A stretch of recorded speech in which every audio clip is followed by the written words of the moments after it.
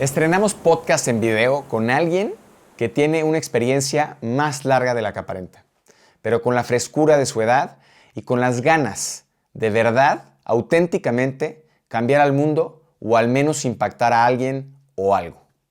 Rox, fundadora de Kaya, nos cuenta de su empresa de moda sustentable, de sus dos grandes mentores, sus viajes y las grandes lecciones que le han dado. Espero que disfrutes de esta plática tanto como yo lo hice. Con tan solo 24 años, esta emprendedora ya está cambiando al mundo. Se define como alguien que busca dejar las cosas mejor de cómo las encontró. Su emprendimiento de moda sustentable incluye una cadena de suministro de mujeres privadas de la libertad, así como de mujeres en situación de vulnerabilidad. Con una gran energía y determinación, ha viajado por el mundo para encontrarse y para encontrar su vocación. Quiere cambiar la forma en la que las empresas sociales son percibidas para impactar en serio y en grande, generando utilidades. Nuestro backside hoy será moda con propósito, desde la reinserción hasta el aparador, con Roxana Martínez. Estamos en nuestro backside número 32 y en esta ocasión nos acompaña Roxana Martínez, mexicana de tan solo 24 años de edad, apasionada por viajar y por conocer nuevos lugares. Estudió la licenciatura de Creación y Desarrollo de Empresas en el TEC de Monterrey. Tiene un diplomado sobre el cambio climático en la Universidad Autónoma de Madrid. Es fundadora y CEO de Kaya, empresa dedicada a la fabricación de moda sustentable, y Upcycle, proyecto a través del cual busca proveer una forma diferente de hacer moda y empoderar a la mujer reclusa y ex-reclusa en nuestro país. Bienvenida, surfers, mi querida Rox. Muchísimas gracias por la invitación, Roger. Rox, tienes 24 años y has logrado varios premios relevantes en el tema de emprendimiento. ¿Cómo te ves en los próximos 16 años de cara a tus 40? 16 años, es muy específico el número, pero me veo dedicándome a lo que me apasiona, que es, como lo dijiste al principio, dejar mejor el mundo de como lo encontré. La manera que yo encuentro que a mí me mueve es a través de los negocios, de las empresas sociales. ¿Cómo me veo en 16 años con esta empresa, con cualquier otra, siempre dentro del giro del impacto socioambiental? Soy firme creyente, y sé que tú también, de que se pueden hacer las cosas bien a la par de hacer dinero. Me veo también con muchísima más experiencia y muchísimo más aprendizaje, que creo que este camino apenas está empezando. Entonces, las mayores oportunidades que se puedan de crecer laboralmente, de tomar cursos, de conocer diferentes culturas, comunidades que lleven este tema socioambiental en su contexto, así me veo por lo menos. O sea, muy general me veo así en 16 años. ¿Dónde? No estoy muy segura. ¿Cómo es que empiezas a viajar sola a los 16 años? ¿Y cómo es que llegas a los 18 a Indonesia? Sí, ¿cómo empieza este viaje y qué te enseñó? Buenísimo, que fue aparte el viaje decisivo que te contaba, pero a ver, empiezo a viajar sola. Mi primer viaje, sola entre comillas, fue mi primer acercamiento con... Nos salimos de la burbuja y del contexto en el que crecí. Yo estudié en el TEC de Monterrey, la preparatoria aquí en Querétaro, y te obligaban, para graduarte del programa, a tener una experiencia internacional, afortunadamente. Entonces, bueno, me voy a un verano fuera, que fue en Italia, y era un verano de negocios. Entonces, bueno, yo antes de eso quería estudiar psicología, imagínate. Y este verano fue el que dije, bueno, este mundo me llama mucho la atención, platicamos con emprendedores de allá. Fue sola, entre comillas, porque fue con la escuela. Mi primer viaje sola fue a los 17. Cuando yo tenía 17, segundo de prepa, falleció mi papá, que además era mi mejor amigo y yo creo que la persona con la que más cercanía he tenido en toda mi vida. Entonces yo, obviamente, no, creo que sobra decir que fue el momento más bajo de toda mi vida. Y como que sin entender muy bien por qué, pero sintiéndome como muy estancada, le dije a mi mamá muy estricta o sea, no me dejaba tomar Uber, y me dejó irme al otro lado del mundo. Le dije, oye, mamá, me quiero ir a viajar el verano, mochilear, tengo familia en Europa, entonces le dije, puedo ir a ver a la familia y de ahí me sigo viajando. Y yo creo que me veo tan mal que me dijo, vete. Estás en todo tu derecho de irte. Y así fue, o sea, me acuerdo que hasta tuve que firmar, ya sabes, un permiso de que mi mamá avala que puedo viajar como menor de edad. Y me fui a mochilear con una amiga. Empecé sola el viaje, se me unió la amiga al final y eso fue como que mi primera apertura a tengo la capacidad de moverme solita por el mundo, me encanta hacerlo y lo que en ese momento me regresó la risa. O sea, yo me acuerdo que yo le decía a mi amiga, estábamos llorando de risa, me acuerdo perfecto, hasta en el río este de París donde hacen picnics y así. Nos morimos de la risa y yo le lloraba después y le decía, te lo juro, pensé que nunca más en la vida me iba a volver a reír como me estoy riendo ahorita. Entonces para mí fue muy, pues sí, como que marcó un antes y un después y me abrió esta posibilidad a un mundo donde yo me podía valer por mí sola en otros países. Y te digo, en ese momento con lo del duelo de mi papá, para mí fue un antes y un después también. Entonces, que viajar solo tiene todo un reto, ¿no? todo O un sea, reto, sí. el estar solo, ¿no? El sentirte solo también tiene digamos, una connotación importante, ¿no? Introspección y un aprendizaje. ¿Qué anécdota quisieras compartirle a jóvenes como tú? ¿Qué consejos les darías de estos viajes? O de si viajar solos, o de cómo descubrir el mundo. Sí viajen solos, por favor. A ver, primero, mi papá toda la vida me decía, está cañón cómo la gente llega a sus 40, 50, 60 años y se da cuenta que no se caen bien. Mi papá me decía, está cañón la gente que llega a sus 40, 50, 60 años y se dan cuenta que no se caen bien. No se caen bien porque nunca se dieron el espacio para conocerse. Me decía, vives toda tu vida con tu familia, rodeado de vida social, de repente te mudas con el novio o te casas, vives con la pareja, de repente tienen hijos, entonces ya es casa llena. Y me decía, y nunca se dan un espacio para conocerse fuera de la interacción social. Entonces, ese a mí siempre se me quedó clavado. Mi papá era muy partidario de viajar sola. De hecho, yo creo que tuve esa fortuna tremenda que él me decía, cuando te gradúes de prepa, solo te voy a pedir un favor, tómate un año. O sea, no entres directo a la carrera, porque estás pidiendo pases para pedir ir al baño, para pedir permiso para ir al baño en prepa y de repente de un día a otro decide qué quieres hacer el resto de tu vida. Mi papá me decía, a mí eso no me hace sentido, tómate un año. Ojo, tómate un año no para quedarte en tu casa en Querétaro viendo tele, ni para irte a enfiestar al Tony 2 de Madrid. O sea, me decía, un internship, un voluntariado, pero tómate un año. Entonces, primera premisa, yo creo que terminas de conocerte estando solo. No necesitas viajar para conocerte estando solo, pero por lo menos para mí era una manera de retarte, porque es, a ver, algo te pasa aquí y tienes 500 personas que corren a ayudarte, algo te pasa estando sola al otro lado del mundo y vales tú por ti. Entonces, esa es la primera. La segunda, no se me ocurre manera de expandir más tu mente a una nueva idea que conociendo nuevas culturas y personas completamente diferentes a ti. O sea, que yo decía, estoy en un tren en Ámsterdam platicando con una señora de 55 años, me está contando de su vida. No se me ocurre en qué otro contexto en mi mundo en Querétaro hubiera habido esta interacción, ¿no? O con el chavo founder que conocí en un café y me contó que fundó su empresa y la vendió a los 23. O sea, hay una frase que me encanta que dice, una mente que se expande una nueva idea nunca regresa a su tamaño original. Y yo creo que los viajes es eso, estás conociendo, y por viajes me refiero a cualquier cosa que te saque de tu burbuja y de tu comodidad. Puedes irte de viaje a Oaxaca, o sea, yo tuve la fortuna de irme a estos otros países, pero eso, la primera premisa y esta segunda que es expande tu mente una nueva idea. Y tercero, yo creo que te incomoda muchísimo. O sea, la realidad es que viajar solo tiene momentos muy incómodos, pero muy necesarios. O sea, me habías hecho la pregunta anterior de cómo llegué a Indonesia. Yo me acuerdo que en la escala, o sea, México, Los Ángeles, de Los Ángeles a Indonesia, berrié en el aeropuerto marcándole a mi mamá qué estoy haciendo con mi vida. O sea, me quiero regresar a México, ni siquiera me he subido al avión, pero ya me quiero regresar a México. Y yo creo que esos ratitos de incomodidad te van haciendo como un caparazón y también te enseñan a, híjole, ponte willingly en situaciones incómodas para sobrellevarlas, porque eso te deja un aprendizaje que creo que en los libros no aprendemos. Entonces, yo recomiendo que si tienen la oportunidad y si no la tienen, que la creen para que se puedan ir fuera de su burbuja. No se tienen que ir al otro lado del mundo. Si tienen la posibilidad, definitivamente sí. Pero con salirse de esa burbuja a mí me cambió la vida. O sea, yo creo que hoy no sería como soy de no haber hecho esos viajes sola desde temprana edad. Rox, cuéntanos qué es Kaya. Kaya es una marca de moda sustentable con impacto social. Justamente nace en este viaje en Indonesia, que ahorita profundizo más de cómo llegué a eso.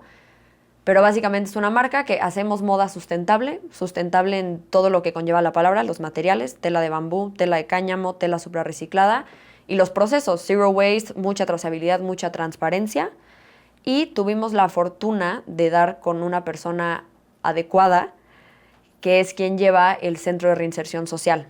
Entonces empezó como una marca de moda sustentable, nada más, y después del 1 año y medio de operación entramos en colaboración con el reclusorio de aquí de Querétaro. Entonces empezamos a confeccionar la ropa como parte de un proceso de reinserción social para un grupo de mujeres. Y eso es lo que llevamos haciendo ya desde 2021. Particularmente hablando del tema de la sustentabilidad, ¿no? Ya mencionaste algunos materiales. ¿Qué textiles son? Digo, para los que no conocemos ni entendemos de moda o de textiles, ¿qué textiles son sustentables? ¿Cómo los seleccionas? Y cómo logras, digamos, incorporar el tema sustentable, que vamos a entrar más adelante a algunas preguntas de esas, porque hoy día, escuchaba el otro día a una chava impresionante del conocimiento del tema de moda, que yo no pensé que era tan profundo y tan deep el tema de la moda, y ella hablaba de que ya hoy la moda antes era el tercer lugar de contaminación mundial y ahora es el segundo, ¿no? Entonces yo me quedé impactado y explicaba las razones del por qué, que vamos también a tratar de todo el tema de la ¿cómo le llaman? La moda, el fast fashion, exactamente, que justo ahora me llamó la atención de cara a la entrevista de hoy, que en Oxxo ya venden Shein. ¿En Oxxo? En Oxxo. O sea, en Oxxo ya tú pides Shein, pagas con Oxxo Pay y ya te llega a tu casa Shein. Entonces, imagínate lo que está pasando. Bueno, en fin, regresando a la pregunta, ¿cómo escoges estos materiales? ¿Cómo seleccionas? ¿Cómo integras todo este concepto sustentable a la marca? Perfecto. A ver, primero, explicar la diferencia entre un textil sustentable y uno no sustentable. Creo que está mucho más fácil. Vámonos primero por lo que no es sustentable, que justo es, le diste a dos clavos. La moda rápida, Shein, terrible enemigo de la humanidad esa empresa, pero bueno. Un textil que no es sustentable, la mayoría de las marcas de moda rápida, para abaratar los productos, para que puedas comprar una blusa que cuesta 80, 100 pesos, usan principalmente dos, nylon y poliéster. Cuando tú leas nylon y poliéster es sinónimo de microplástico. Se deriva de los combustibles fósiles. Con cada lavada te tira microplásticos y cuando lo llevan a un vertedero, esto suelta microplásticos por el resto de la humanidad. Entonces, bueno, nylon y poliéster es de lo que más se usa en la ropa, sobre todo en la de moda rápida. No es sustentable porque necesita mucha agua, muchos recursos para crearse. No es compostable. O sea, para que te des una idea, si tú y yo hoy tiráramos una pieza de poliéster en un vertedero, 400 años después, ahí va a seguir. Se tarda como 400 años aproximadamente. Entonces, ese es un textil que no es sustentable. Uno que sí es sustentable, los que más usamos en Kaya son cáñamo, bambú y algodón suprarreciclado. Cáñamo, bambú son derivados de plantas, tal cual. El cáñamo es la planta de la marihuana, tal cual, o sea, de un derivado diferente de la marihuana. Estos dos materiales, si están en condiciones adecuadas, llegan a ser hasta compostables. O sea, si tú lo dejas en tu patio secándose, no se va a deshacer tu pieza, pero en las condiciones adecuadas se pueden tardar entre 60 y 90 días en descomponerse, versus un nylon y poliéster que tarda 400 años. Empezando por ahí. Punto número 2, requieren mucho menos agua para la producción. Y eso solamente hablando de temas ambientales, porque si entramos a los sociales, bueno, esa es otra historia de la que vamos a hablar ahorita, pero a grandes rasgos es eso. ¿Cómo sé si un material es sustentable? ¿Cuánto tiempo después de que yo la use y decida tirarla, que es también un problema gigantesco hoy, que la gente usa la ropa 2, 3 veces y las tira? ¿Cuánto tiempo va a seguir ahí? Si la respuesta es más de 90 días, a mí se me hace preocupante. Si la respuesta es 400 años, se me hace todavía más preocupante. Que es, ya, o sea, regresando un poquito a lo que preguntabas anterior, de lo del viaje a Indonesia. Yo cuando llegué a Indonesia hice un voluntariado. Con las últimas rupias que me quedaban me regalé un viaje de buceo. Y ahí fue cuando yo entendí esta problemática, ¿no? Yo esperando ver el coral, el arrecife precioso y mis últimas rupias, ya sabes, estamos estirando la liga para este viaje. Y justo me topé con un vertedero textil, que son, para quien no esté familiarizado, es estos espacios de tierra que destinan para descomponer la ropa. O sea, la ropa que ya no utilizan, la ropa que descartaron o la ropa de las marcas que por algo no se pudo vender y lo dejan ahí para que se descomponga todo el tiempo que tenga que tardar. Entonces, cuando yo me entero que estas piezas de nylon y poliéster tardan 400 años en descomponerse, yo decía, yo hoy me voy a ir de este viaje de buceo, mis nietos podrían regresar a este mismo lugar donde estoy yo y toparse la misma blusa que vi yo porque no ha terminado de descomponerse. A mí eso no, es algo que no termina de hacerme sentido, no me hizo sentido en ese momento y de ahí nació la preocupación y el amor al problema si así lo queremos ver. Pero resumiendo, eso es lo que hace un producto sustentable y no sustentable en la moda. Platicábamos y debatíamos, de hecho, ¿no? en la última plática, que este concepto entre este modelo ONG, ¿no? y este modelo social versus el modelo entendido capitalista de lo que te enseñan en la escuela, ¿no? Y yo te decía que yo prefiero ver a millones de hippies vendiendo billones de dólares y transformando al mundo e impactando socialmente, ¿no? ¿Por qué? Porque hoy día creo que el concepto de empresa social está muy alineado a temas como que no son, digamos, propios de un tema de utilidades, ¿no? o de generación de riqueza. Y me dijiste precisamente tú, ¿no? que tú quieres romper ese paradigma de alguna manera y cambiar esa idea de empresa social a otro concepto distinto, que es un híbrido que proponga eso. ¿Cuál es ese híbrido del que me platicabas? Pues mira, podemos ver dos vertientes, ¿no? Está aquí vamos a verlo como una escala. De este lado están las for-profit tradicionales, ¿no? Que son las empresas que generan miles de millones de dólares al año a costa de muchísimo daño ambiental y social. Entonces, no vamos a decir nombres, pero Zara, Shein, Inditex, todas estas marcas, ¿ok? Entonces, su principal meta, generar dinero, a costa de lo que sea. Luego tenemos el otro lado de esta escala, que son las ONGs.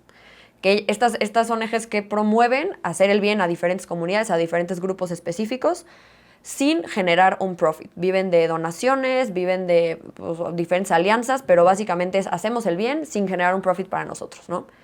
Y aquí hay otras diferentes como escalas de una empresa con responsabilidad social, aquí puede ser una asociación civil, que es una ONG que genera algo de profit, y en medio está lo que para mí es el marco que debería ser para la mayoría de las empresas mexicanas, que es la empresa social, que es resolvemos una problemática social y ambiental y generamos profit. Creo que una de las creencias erróneas más comunes que hay hoy es si eres una empresa que hace el bien, que está resolviendo un problema ambiental o social, no generas dinero. Automáticamente lo ven como una organización filantrópica, una ONG, y hoy se ha demostrado que se puede hacer el bien mientras se genera riqueza. Y eso creo que es la propuesta que plantean las empresas sociales versus una for-profit tradicional. Entonces, a nivel sociedad y planeta creo que es completamente necesario, pero también yo creo que las tendencias están cambiando a un punto en el que mañana van a tener más éxito las empresas que tengan un core de resolver un problema de este tipo. O sea, creo que es un tema que tú has tocado en Surfers anteriormente porque lo he escuchado, pero por ejemplo, este curso de Madrid que te contaba, tuvimos la fortuna de conocer a los de Santander. Nos contaban que hoy en día la mayoría de los fondos en Madrid se están encargando de hacer un background check en las empresas que les están invirtiendo dinero y si no tienen un propósito social o ambiental, automáticamente pasan abajo de la lista y priorizan aquellas que sí lo tienen. En México estamos un poco más atrasados en ese tema, pero creo que avanzando cada día. Pero definitivamente el marco de las empresas sociales, yo creo que es algo que todas las empresas deberían, si no incorporar, mínimo inspirarse en alguna de las prácticas. Sí, creo que las empresas B, o de Triple Bottom Line, ¿no? Es algo muy viejo, pero muy nuevo para las nuevas generaciones. Es decir, oye, tenemos que estar ahí, ¿no? De hecho, Gerardo Gaya nos contaba que inclusive para el tema de la non-profit, ¿no? Que él tiene, por ejemplo, con la Fundación Iluminemos de Azul, él está buscando este híbrido, porque hoy día, a pesar de que es una gran labor, las empresas a las que va a pedir dinero siguen viendo esto como una dádiva y no como un retorno, ¿no? Y decía, oye, no, a ver, déjame pactarte un patrocinio. No, es que eso es marketing y tú vas del lado de empresa socialmente responsable. Y entonces decía él, no, ¿pero por qué? si yo quiero organizar un evento que genere dinero y ese dinero entonces yo lo puedo utilizar. Entonces yo creo que desde ahí, ¿no? Desde las empresas tan orientadas al tema de non-profit como todo lo que hablas, ¿no? Conscious Capitalism y todas estas empresas que han demostrado en el S&P 500 ser empresas que superan, ¿no? Por lo menos un múltiplo de 2 o 3 a veces la cantidad de utilidades que generan las que no tienen un propósito, como decía un buen amigo, un propósito noble, ¿no? Entonces, en ese sentido, creo que creo que hay todo un tema que hacer, ¿no? Para mí, inclusive la empresa social, ¿no? Todavía tiene connotación poco... Sí, como que no es profitable. Como que no es profitable. Y yo debatía también con este amigo mío, con Philip Wilson, y por eso el tema de negocios cool, ¿no? Es decir, ¿por qué no hacemos negocios cool, no? Porque a todos nos gusta hacer algo cool. Hagamos un negocio cool que, para los que no entiendan nada y no se quieren meter en temas de capitalismo consciente y otras cosas que sonarían aburridas, oye, que deje lana, pero que impacte, pero que redistribuya riqueza, pero que sea sustentable. Oye, pues qué padre, ¿no? Que tener un negocio Philip cool, Wilson, ¿no? gran ejemplo de eso. Gran Con ejemplo de Ecofiltro eso. les va muy bien. Exactamente. Rox, ¿cuál es el modelo de negocio de Kaya? Nosotros hacemos dinero a través de la venta de productos, tal cual. Venta de productos de moda sustentable. Vendemos en línea y vendemos en diferentes puntos de venta en México. Y también hacemos merch para empresas. Entonces, empresas de mayor escala que nos han pedido, oye, toda la vida hemos hecho nuestras tote bags, nuestros bucket hats de nylon y poliéster. Queremos hacerlos ahora de manera sustentable y contar la historia también de quién hizo tu pieza. Entonces, marcas como Fitzer, hemos hecho, no sé si Fitzer conoce el Hard Seltzer, también es una B Corp. Entonces, ese es el modelo de negocios. Resumiendo, vendemos productos de moda sustentable en línea, puntos de venta y con B2B a empresas como parte de su merch. Caso Patagonia lo es de conocer de principio a fin. Yvon Chouinard, o sea, mi pastor. Exactamente. Le rezo. Bueno, a él que todos le hemos aprendido muchas cosas, inclusive después de su muerte, ¿no? El haber dejado esa herencia como una ONG, ¿no? Pero muy inteligente, ¿no? Porque dijo, a ver, todo el tema de el reparto de la utilidad se va a la ONG, pero toda la parte de la gestión empresarial se queda. Para que siga existiendo. Para que siga existiendo y teniendo un drive correcto. Pero bueno, en el caso de ellos, los que no saben, es increíble que, por ejemplo, tienen muy poquitos puntos de venta. Sí. O sea, casi todo lo que venden es a través de medios alternativos, ¿no? Y eso ha hecho que también la empresa sea una empresa más sustentable, mucho más lean, ¿no? Que ahorita trae, por cierto, ahí un temita con unos empleados pero bueno, eso será producto de un short probablemente. Rox, la explotación infantil. La explotación infantil es un temota grande, ¿no? Importante. La Organización Internacional de Trabajo habla de 160 millones de niños trabajando en condiciones pues infrahumanas, ¿no? Trabajando para empresas precisamente textiles. Y esta situación cada vez va en aumento precisamente por este tema de la moda rápida, ¿no? ¿Qué hacer y cómo hacerlo? De tal suerte que esta práctica y esta forma de hacer las cosas y estos mecanismos perversos no existan en el futuro en el tema de moda. Perfecto. Te la contesto en dos partes. Primero, explicar la problemática y después, qué podemos hacer nosotros, Rox, Roger, persona viendo el podcast, ¿va? Entonces, primero, para poner un poquito en contexto de la problemática. Para que la ropa de la moda rápida logre ser tan barata, necesitan abaratar la mano de obra. Esto significa hacer la ropa en sweatshops. Las sweatshops son estas fábricas en países en desarrollo, principalmente en Bangladesh, India o Vietnam, en las cuales se pagan salarios miserables en condiciones, lo dijiste perfecto, infrahumanas. Y como son países que tienen muy poca regulación de este tema, hay muchísima explotación infantil. O sea, no solo te lo están haciendo mujeres en condiciones infrahumanas, sino niñas en condiciones infrahumanas. Trabajan entre 18 y 20 horas al día. Incluso muchas de las sweatshops tienen colchones al lado del puesto de trabajo para que puedan ahí dormir y regresar a trabajar y ahí hacen su vida.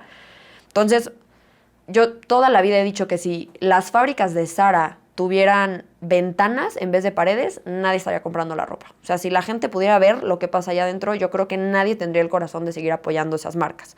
La cosa es que lo hacen muy bien y lo esconden muy bien. Entonces, eso poniendo qué son las sweatshops, qué tiene que ver con la explotación infantil y por qué tu vestido puede costar 150 pesos, es precisamente por este tema de la mano de obra, ¿no? Ahora, ¿qué podemos hacer nosotros para que ese problema deje de existir? Yo, si algo puedo dejar de este podcast y si algo siempre trato de repetirlo en las pláticas a las que me invitan o las pláticas que tengo con la gente, es nosotros votamos con la cartera. A la empresa que le estás dando tu dinero, le estás dando un visto bueno por sus prácticas, por el producto que venden y todo lo que hay detrás. Entonces, hoy nosotros, ¿qué podemos hacer? Controlar la demanda, tal cual. O sea, nosotros podemos exigir mejores prácticas y la realidad es que las empresas sí resienten esas ventas. El problema es que no ha habido una disminución de ventas. Entonces, esta empresa que tiene las sweatshops más inhumanas posibles dice, ¿para qué voy a hacer las cosas diferentes si la gente me sigue comprando igual? Votar con la cartera, nosotros con la demanda creo que se puede llegar a controlar también esa parte de la oferta, visibilizar, unirte a movimientos que estén hablando de estos temas. Por ejemplo, el Who Made My Clothes es precisamente de esto, dar visibilidad a la gente que hace la ropa y que trabaja en las sweatshops. Informarnos, hay un documental buenísimo que habla de esto que se llama The True Cost, está gratis en YouTube y dura 1 hora 10 minutos, entonces también muy recomendado. Pero en resumen, votar con la cartera, empezar a exigir a las empresas, empezar a hablar de esto y yo creo que el primer paso sería informarnos. Al final no puedes resolver una problemática que no sabes que existe. Entonces, informarme de quién está detrás de la ropa y de ahí empezar a hacer todos estos demás pasos. Y otro tema que mencionaba esta chava, que me voy a acordar quién es, que estaban entrevistando en este podcast, que decía que el tema de apoyar justamente a estas marcas como la tuya, ¿no? a gente joven que está haciendo y desarrollando moda, porque te podrías sorprender quizá con algunos que por unos pesos más no puedes adquirir la prenda, pero con una calidad distinta, con una filosofía, con una cadena de suministro completamente diferente. Entonces es acercarte, ¿no? Y conocer a esta gente que está cerca probablemente de tu ciudad, ¿no? Y que puede ayudarte con el tema de proveerte de este tipo de ropa. ¿A qué te refieres cuando dices buscar dejarlo mejor que cuando lo encontraste?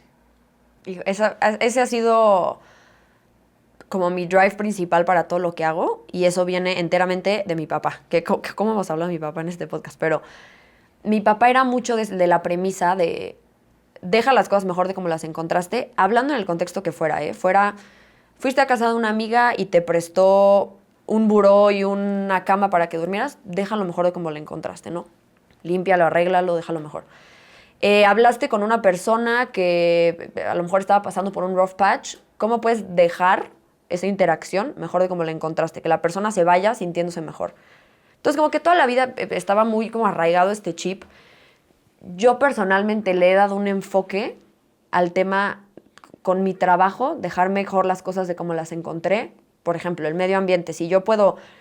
Yo, por supuesto que no puedo erradicar el cambio climático yo sola, ojalá, pero por lo menos el contexto en el que yo operé, ¿cómo puedo dejarlo mejor de como lo encontré? Si voy a visitar un país y me están invitando a conocer esta cultura, ¿cómo lo puedo dejar mejor de como lo encontré? Entonces, por ejemplo, ahora en Indonesia hicimos limpieza de río y limpieza de playas con una ONG. Y en tema social también, oye, las comunidades en las que estoy operando, la gente que estoy contratando, ¿cómo puedo dejar ese contexto mejor de como lo encontré? Y no te estoy diciendo, vámonos le voy a cambiar la vida a 50,000 personas. Ojalá llegue el punto donde eso pase. Pero si no, ¿cómo puedo, por lo menos ese día, esos 6 meses, 6 años que estuvo trabajando conmigo, cómo puedo dejar ese contexto mejor de como lo encontré? Y yo creo que a lo mejor son cambios muy chiquitos y que si los decimos en voz alta están muy sonsos, pero cuando se van acumulando una serie de esto lo dejé mejor de como lo encontré, esto lo dejé mejor de como lo encontré, creo que eso va siendo como un ripple effect que se va traduciendo a acciones mucho más grandes con el tiempo. Sí, que se puede traducir en términos empresariales la creación de valor, ¿no? Es decir, ¿cómo haces que ese vaso tenga mayor valor al final de de que tú lo tocas.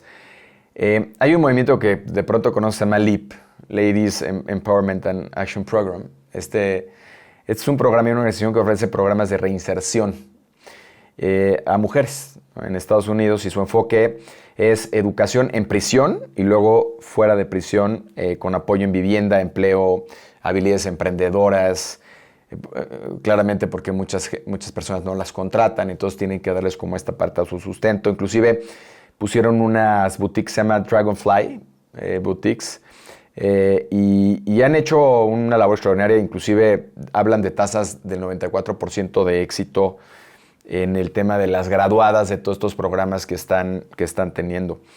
¿Qué tan exitoso ves un programa parecido a este, ¿no? Es decir, pensando en LEAP para Latinoamérica, pero considerando los sistemas que tenemos penitenciarios, ¿no?, tan dolorosos? Ahora veía el documental de Sofía Niño de Rivera, qué bárbara, que me quito el sombrero de lo que hizo en las cárceles mexicanas y de ver esa lastimosa sociedad y dificultad que tienen los sistemas penitenciarios.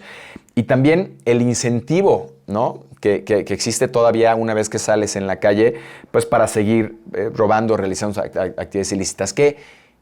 Tú que estás en contacto con esta parte del Cerezo en Querétaro, ¿ves este tipo de programas posibles?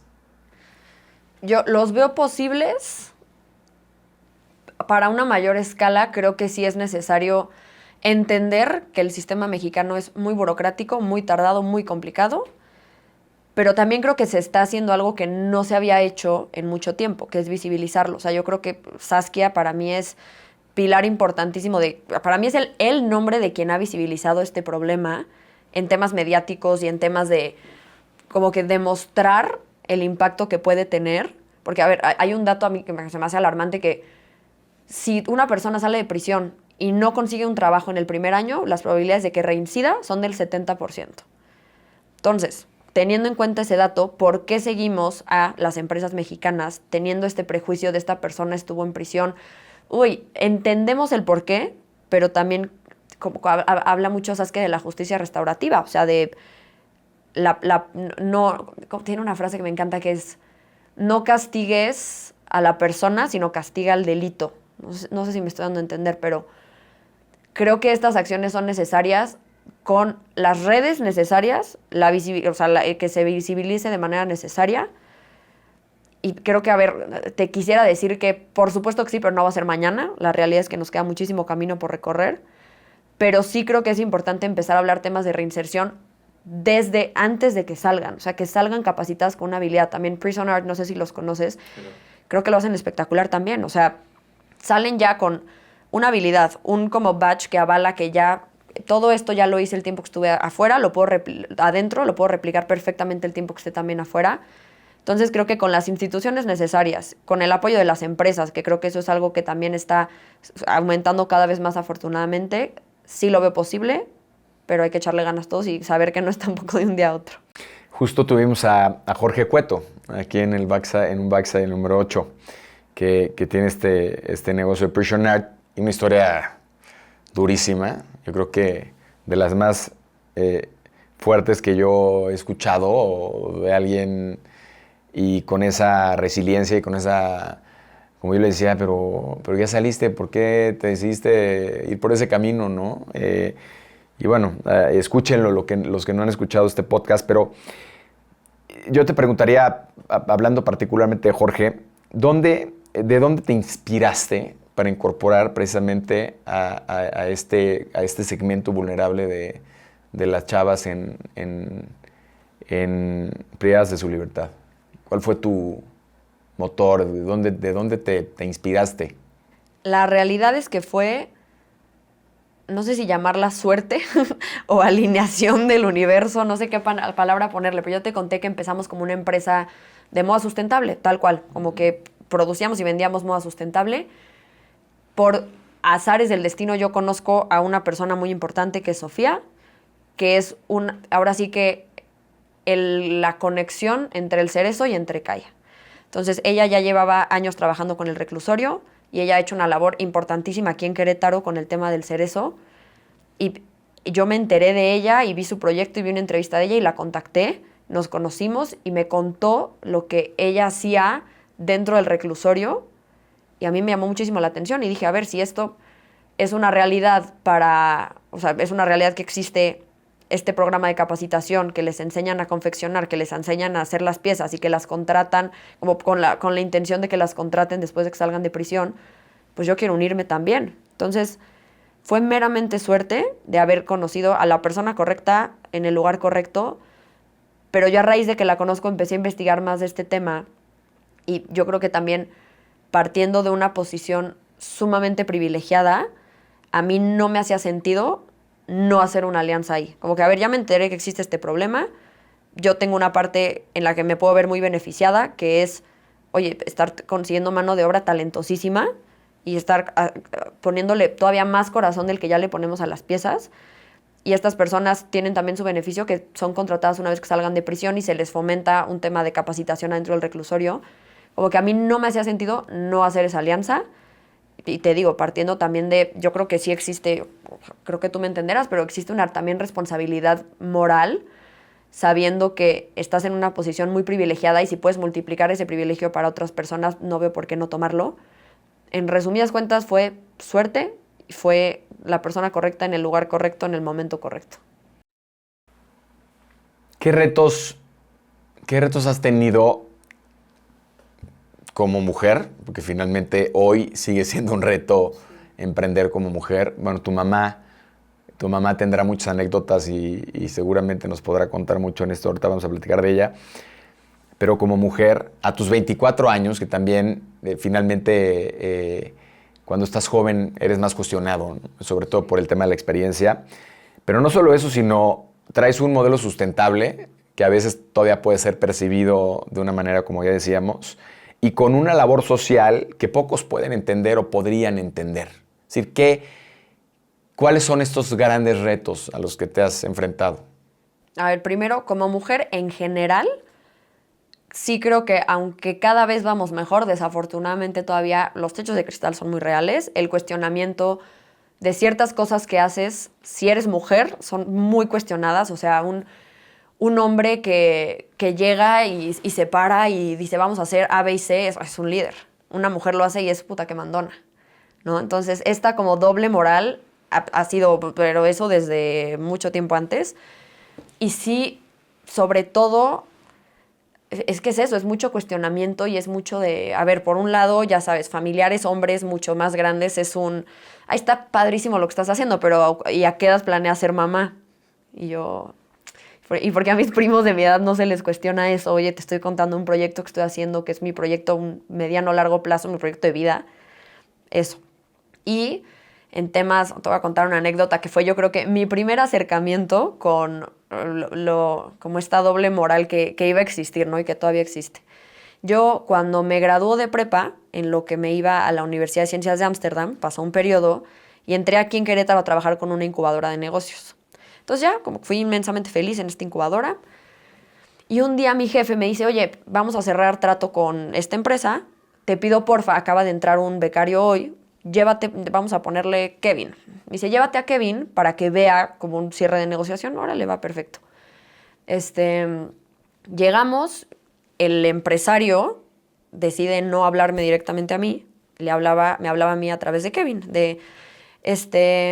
y bueno, y entonces ¿cómo vamos a hacer el siguiente capítulo? Me volteaba a ver Kevin y me preguntaba, ¿cómo va a ser el siguiente capítulo? Y yo le contestaba directamente al empresario. Bueno, como puede ver en la presentación que le traje, avise, nunca me volteó a ver en toda la negociación y habló habló conmigo a través de Kevin, que el pobre Kevin iba, su primer día de becario, iba como a ver cómo funcionaba. Y yo me acuerdo que llegué a la oficina y mi jefe me dijo, oye, este señor me acaba de marcar y me pidió que no le volviera a mandar a una mujer para cerrar una negociación. Me dijo, una mujer, mucho menos una niña. Yo en esa época tenía 18, 19 años. Me acuerdo que me subí a mi coche a llorarle a mi mamá, un enojo, y le dije, no sabes lo que me acaba de pasar. Y me contestó mi mamá, uy, mi vida, agárrate, primera de muchas, entonces ve haciendo callo, porque así funciona aquí. ¿Qué significa la resiliencia para ti y qué te ha enseñado en el emprendimiento? para mí no existe emprendimiento sin resiliencia y la resiliencia para mí es, hay una serie de problemas que no tenemos previstos, cómo los afrontas y cómo sales mejor de ese problema. Cómo sales más fuerte, con mayor sabiduría y como con esta coraza de ya me pasó esto, ya lo aguanté, ya lo resolví, ya le aprendí, venga, el que sigue. Porque, o sea, tú me entenderás, en el emprendimiento es un constante problema no previsto tras problema no previsto. En la vida también, no solo en el emprendimiento. Para mí la resiliencia es eso, es afrontar el problema de frente, con todo el miedo que conlleva, pero cómo sales más fuerte y cómo sales más informado y más inteligente de esa resolución del problema. Hablamos de tu mamá en la plática previa y bueno, qué decir, ¿no? Tu mamá, me contabas su historia. ¿Cómo te inspira? ¿Cómo te ha inspirado tu mamá en este ejemplo de mamá, empresaria, mujer, resiliente?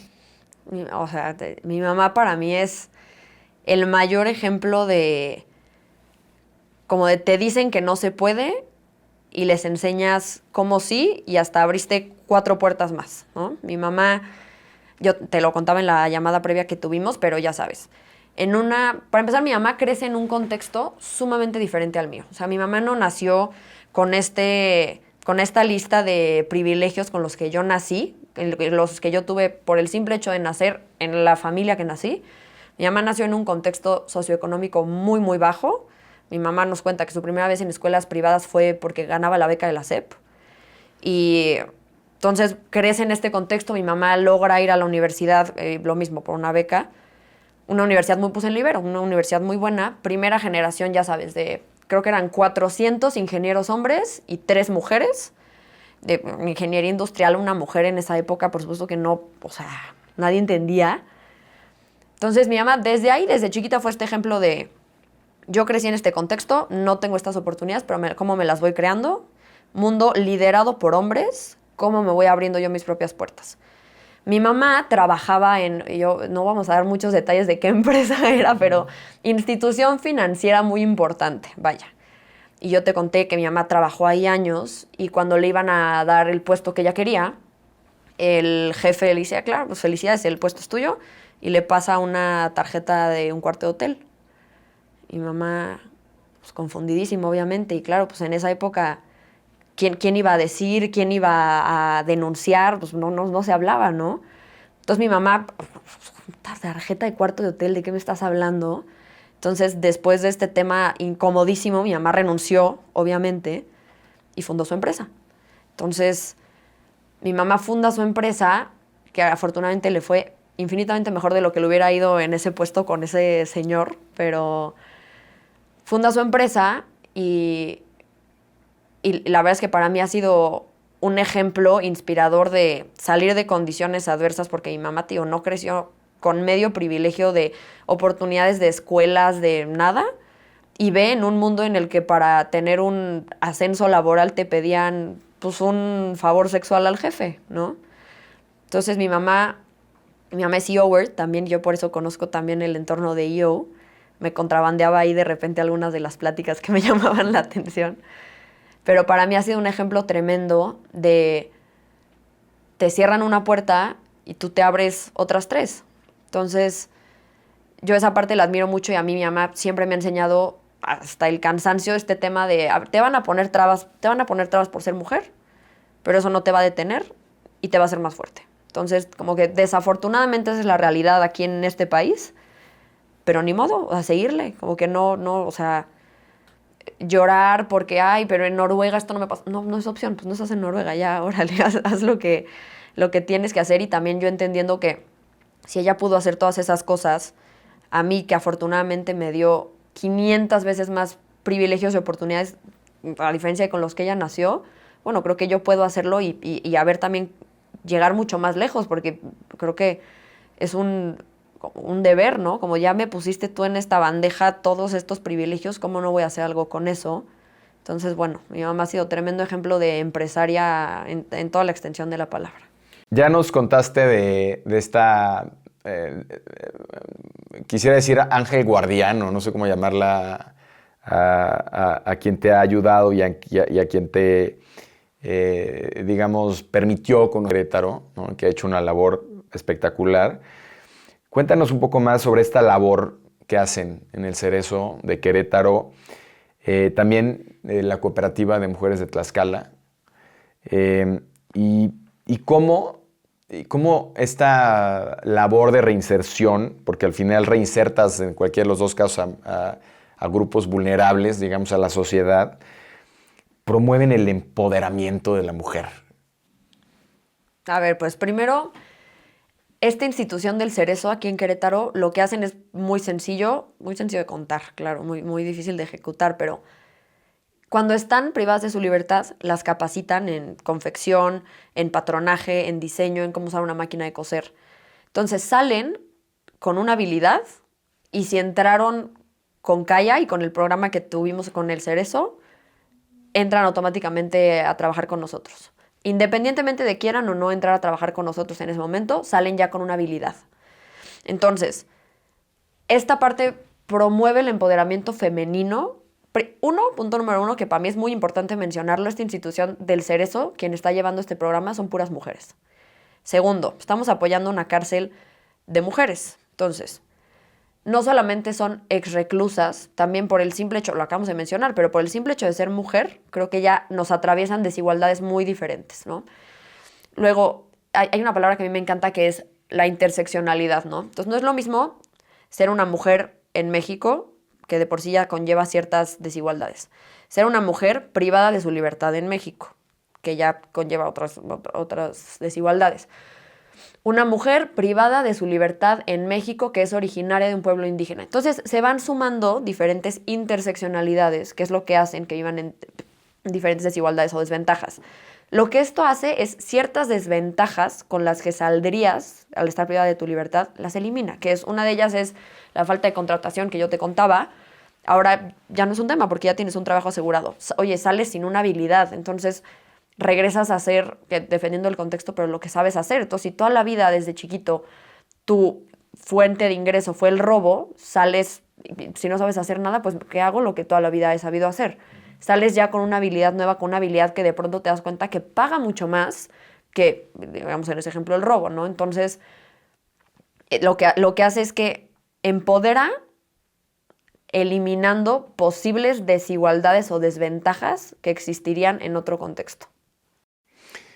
Que ahora que me lo cuentas en este documental de Sofía Niño Rivera, que es prima, ¿no?, de Saskia, te das cuenta de estos contextos sociales que nunca hubieras pensado y que inclusive se convierten en juicio de valor de muchos de los que no entendemos esas situaciones, y hablaba una de ellas que está privada de su libertad por secuestro. O sea, a ver, es que a mí a los, no me acuerdo si eran 12, 14 años, yo nací en una familia de secuestradores y a los 12 me pusieron una pistola y me dijeron, pues ahora vas a tener que cuidar a los que secuestramos, y no me dieron opción, ¿no? Sí, no fue una decisión, ¿no? Y por supuesto, como dices tú, si no tienes este programa o no tienes estas oportunidades, pues cuando sales no sabes hacer otra cosa más que lo que entendiste o aprendiste, ¿no? Entonces,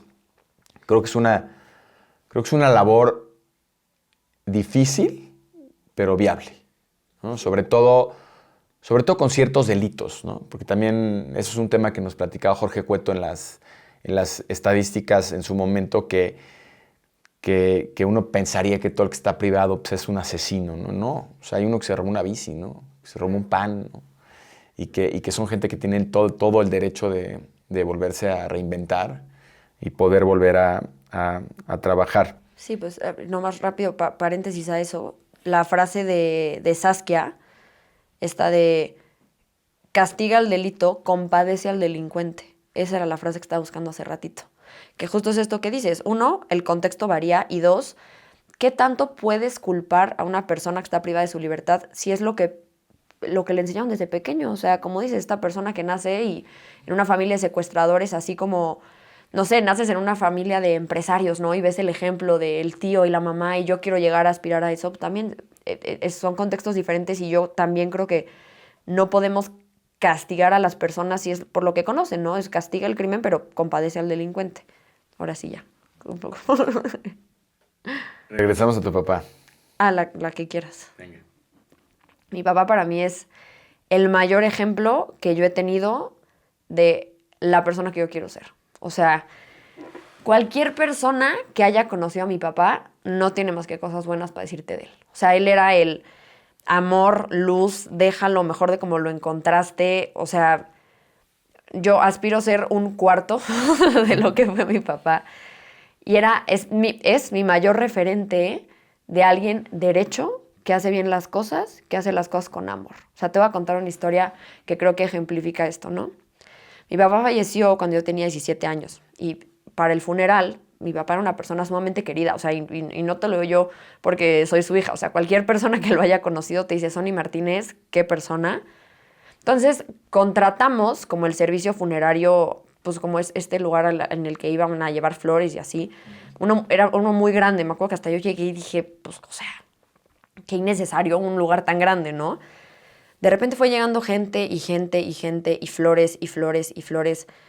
Llegó un punto en el que el lugar, pues el funeral se llenó tanto de flores que ya no cabían y los empezaron a poner afuera de la funeraria, ¿no? Como un caminito. Primero el cuate de la funeraria me dijo, oye, ¿tu papá era famoso? O sea, ¿era como un actor? O me dijo, porque te lo juro que yo en toda la vida nunca había visto tantas flores en este lugar. Y le dije, no, no era famoso, solo era un gran ejemplo de persona que toca, persona que ilumina. Y dos, pasó en ese momento por ahí un político muy importante y vio obviamente pues, esta escena de kilómetros de flores y dijo, caray, seguro se murió alguien famoso y se les olvidó decirme. Entonces mandó unas flores pensando que se había muerto un actor o alguien ahí famoso porque dijo, o sea, se murió alguien famoso y se les olvidó decirme. Y para mí ese es el ejemplo más grande de qué legado de cariño y de luz dejaste que llenaste calles enteras de flores, ¿no? Entonces, ese era mi papá, y mi papá le decían Sonny, de S-O-N-Y, como las teles, pero todo el mundo siempre decía que era Sonny de soleado, como de S-U-N-Y, porque era la definición de una persona luz, tal cual. Y si podía ayudar, ayudaba a quien fuera, y quería con el mismo cariño al miembro de su familia que a la persona que ayudaba en la casa. O sea, siempre fue este referente de vivir con una sencilleza tremenda, de no apantallarte por las cosas materiales, de lo que importa es cómo tratas a las personas y cómo los haces sentir. Y te digo que de ahí también salió esta parte de deja las cosas mejor de como las encontraste, porque es algo que él me enseñó desde chiquita. Además de que él me inculcó mucho esta parte de pues, también la independencia. O sea, la aprendí por mi mamá, por el tema de mujer, ya sabes, chambeadora y luchona, pero mi papá que me decía, vete a vivir sola, vete a viajar sola, y hasta él nos decía, oye, tu mamá, o sea, porque mi mamá es la que fundó la empresa y ella asoció a mi papá. O sea, en mi casa era como esta casa feminista sin decirle la palabra feminista, en la que la mamá, la señora es la que fundó la empresa, asoció a mi papá, los mejores socios del planeta además. Él me decía, oye, tu mamá se ha partido el lomo para que tuvieras todos estos privilegios, úsalos y vuélvete una gran persona en el proceso, porque se la debes absolutamente a todo el trabajo que hemos hecho tu mamá y yo. Entonces, gran referente, gran ejemplo de vida de el mejor papá, esposo, amigo. O sea, yo de verdad te lo digo, aspiro a ser un cuarto de lo que a mi papá. Tu papá, tenista. Tenista toda su vida. ¿Qué te deja el deporte o el ejemplo del deporte de tu papá? Híjole, para mí es más que el deporte, creo que tú te construyes como persona a partir de tus hábitos, ¿no? Y lo platicaba en el podcast que escuché tuyo con Daniel Marcos, mencionaban el tema de hábitos y para mí qué importante es. Y él me dejó mucho eso, como, oye, antes de ser una gran persona hacia los demás, tienes que ser una gran persona hacia ti y eso empieza con un estilo de vida y con unos hábitos. Entonces, desde chiquita, en mi casa siempre se inculcó el deporte. O sea, creo que yo hice béisbol, atletismo, tenis, pádel, cross country, todos los deportes que podían haber. Mi familia era el que quieras, pero métete un deporte. Y dos, yo creo que hoy que ya estoy pues bastante más grande y que ahora sí que ya nadie me mete a mis deportes, me tengo que meter yo.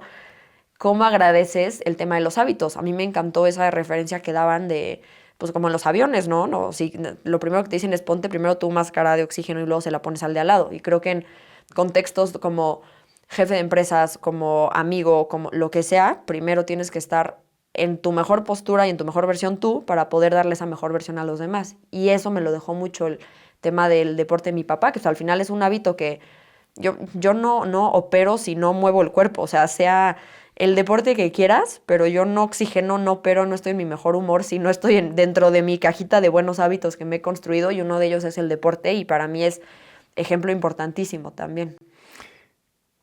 ¿De qué se tratan todos estos premios que has ganado y cómo los has capitalizado para el crecimiento de Kaya? Okay, el primero fue el premio Holt. El premio Holt es un premio de emprendimiento social. Le conocen coloquialmente el premio Nobel de los estudiantes. Entonces, este premio yo me entero de él por un profesor del TEC que me invita a aplicar. Entonces empezamos con las primeras rondas que fueron ahí en Ciudad de México. Asocié a 2 personas al equipo, que fueron Miquel y Alexa, personas importantísimas para este proceso de Holt, y eran compañeros míos de la universidad. Entonces, bueno, entramos al concurso, entramos a Holt, empezamos pasando de ronda. Contexto, esto es un proceso que dura un año. Empiezas, ya sabes, por la del campus, luego la regional. Fuimos pasando de ronda y tuvimos la fortuna de llegar a la final global, que fue en Río de Janeiro. Entonces, en Río de Janeiro fuimos ahí hace un año exactamente a pichar, a competir. Para que te des una idea, aplican 65,000 empresas y al final quedamos solamente 25. Entonces fuimos a pichar. El premio Holt lo organiza Holt, la fundación de Bill Clinton y la ONU. Y el premio que te dan es $1 millón.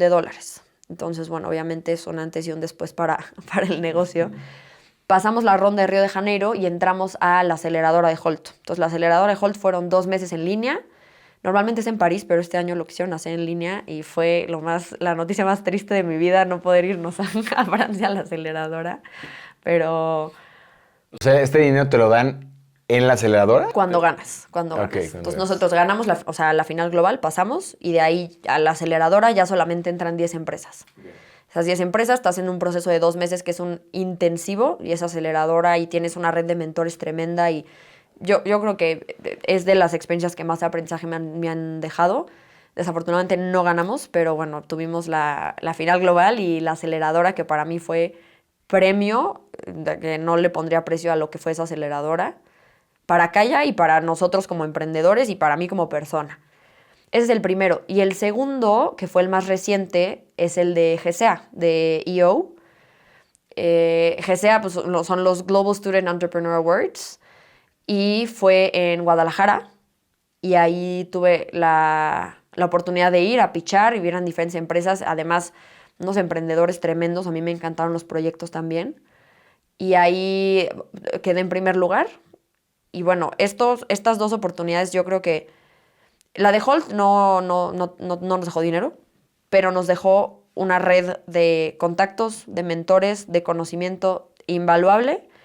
Y también EO, la verdad es que yo, gracias a meterme en este ecosistema de EO a través del GCA, me ha abierto muchas puertas de conocimiento de personas. A ver, creo que no estaríamos teniendo esta conversación hoy de no haber sido por el GCA. Entonces, yo creo que una frase que me encanta es: si he llegado lejos es porque me he parado en hombros de gigantes. Entonces, yo creo que estos concursos, el tema económico es necesarísimo, como lo hemos hablado, o sea, una empresa social no existe sin profits. Entonces, cualquier tipo de capital se utiliza para crecer, pero también esta parte de los mentores y de los contactos de los que de otra manera no hubiéramos conectado, son estos gigantes que creo que también apalancan el crecimiento y de los que hay que aprovechar muchísimo esta parte. Yo, cualquier persona, estudiante que conozco que es emprendedor, le digo, métete a todos los concursos que puedas porque te abren puertas que hoy ni siquiera sabes que existen. Que así como los concursos, que también nos platicaba Philip Wilson, y me gustó mucho de cara al tema de las empresas, las Big Corp, decía, certifíquense en todo lo que puedan. En todo lo que puedan, sí. Porque eso los va a hacer crecer sin duda y además les va a dar reputación. Ya hablamos de este tema, ya nos has contado mucho de tu papá y de tu mamá, pero ¿qué te enseñó tu familia? ¿Cuál ha sido la lección de vida de papá tenista, mamá emprendedora, de tu hermana que es tu mejor amiga, ¿qué papel han jugado en tu vida como emprendedora? Híjole, como emprendedora, es que yo no haría hoy la mitad de las cosas que hago en mi vida empresarial y personal de no ser por ellos. Como que un ejemplo, la palabra con la que yo resumo a mi familia es resiliencia, total. No se me ocurre otra palabra. A mi hermana, resiliencia, luchadora, pero sin perder este buen corazón. Como te pueden pasar cosas tremendas, pero sigues luchando y sigues dando todo lo que puedes dar con un corazón tremendo. Eso es lo que yo te resumiría. Para mí, la resiliencia ha venido de mi familia y ha venido esta parte también de... Te tocan 1, 2, 3, 4, 5 cosas que no entiendes por qué te pasaron, que ojalá no te hubieran pasado, no las agradeces, pero agradeces la persona en la que te convirtió y cómo sacas eso adelante. Entonces, eso para mí es el mayor aprendizaje de mi familia. Rox, quiero ser respetuoso de tu tiempo. Ya se nos acaba este set de olas. Y quisiera que compartas con nuestra comunidad, vamos a hacer un cambio ahora en estas preguntas. ¿Qué significa para ti hacer dinero haciendo las cosas bien? Híjole, para mí, yo Rox, para mí es la única forma de hacer dinero. O sea, yo en lo personal no concibo, yo Rox, hacer dinero si no estás dejando algo positivo al medio ambiente o al planeta, al medio ambiente o a la gente. Entonces, para mí, ¿qué significa hacer dinero haciendo el bien? Pregúntate si estás mejorando el contexto en el que operas, si estás, deja tú, no dañando el medio ambiente, si estás haciendo algo para mejorarlo, y si no, ¿cómo puedes empezar a mejorar? Y ni siquiera empecemos, o sea, no te tienes que ir a cómo mejoras la vida del mundo entero, cómo mejoras la vida de tus colaboradores, de tus colaboradores dentro de la empresa. ¿Cómo podrías hacer prácticas que, deja tú que no generen daño, sino que generen bien para el medio ambiente? Para mí se resume en si te vas a dormir completamente contento y satisfecho de lo que estás haciendo y si el día de mañana fuera tu último día en la Tierra, que también es algo que me dejó esta experiencia que te conté, o sea que realmente no sabemos cuándo es nuestro último día en la Tierra, si fuera ese último día estás completamente contento, satisfecho y orgulloso de todo lo que has hecho, para mí si la respuesta es sí, vas por buen camino. Muchas gracias, Rox, por atreverte a surfear estas olas con nosotros. Este fue o va a ser nuestro primer capítulo en video. Así es que eres nuestra madrina, ¿no? De nuestra madrina de video. Gracias por ser parte de este movimiento para generar abundancia con impacto, para vivir más libres, plenos y felices. Cuéntanos, por favor, en dónde te pueden encontrar nuestros surfers. Bueno, Kaya, nos pueden encontrar en LinkedIn, en todas las redes sociales, Kaya Moda Sustentable. Y a mí también en LinkedIn, en todas las redes sociales, Roxana Martínez Arrambide. Y próximamente el nuevo proyecto que te estaba contando que se va a lanzar en unos meses. Estén al pendiente en mis redes personales para decirles cómo se va a llamar. Claro, y invítanos, por favor, para que sepamos más. Perfecto. Ahí subimos un video colaborativo. Eso. Esto fue Surfers y nos vemos en el siguiente short.